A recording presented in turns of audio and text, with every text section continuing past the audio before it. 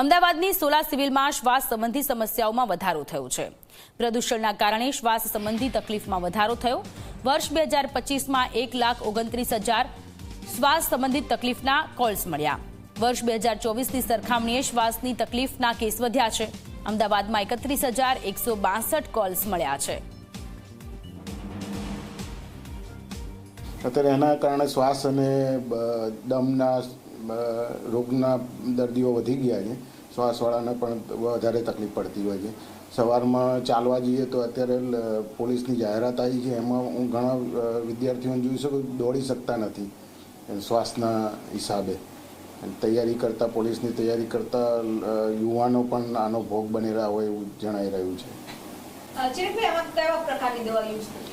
આની અંદર મેઇન તો બુડાસોનોલ છે, ઇટોફાઇલિન છે, ડેરીફાઇલિન છે, બુડાકોટ છે, ડિઓલિન છે, આ બધી શ્વાસના રોગની દવાઓ લેતા હોય છે દર્દીઓ।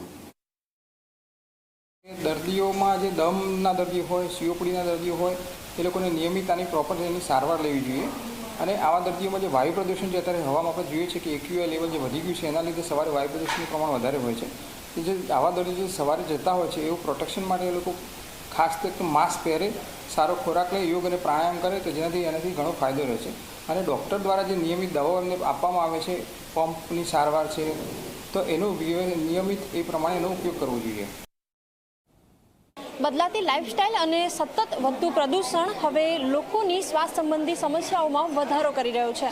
અત્યારે હું સોલા સિવિલ હોસ્પિટલમાં ઉપસ્થિત છું અને અહીંના જે પલ્મોનોલોજિસ્ટ છે એવું પણ કહી રહ્યા છે કે દર વર્ષની જેમ આ વર્ષે પણ શ્વાસ સંબંધી જે દર્દીઓ છે એમની સંખ્યામાં વધારો થયો છે। આ સાથે જ EMRI 108ની જે ઇમરજન્સી સેવાઓ છે એના આંકડામાં પણ એવું સ્પષ્ટ થયું છે કે 2024માં જ્યાં 1,24,210 કોલ્સ મળ્યા હતા, ત્યારે 2025માં શ્વાસ સંબંધી જે કોલ્સ છે એમાં 1,29,000 જેટલા કોલ્સ મળ્યા છે।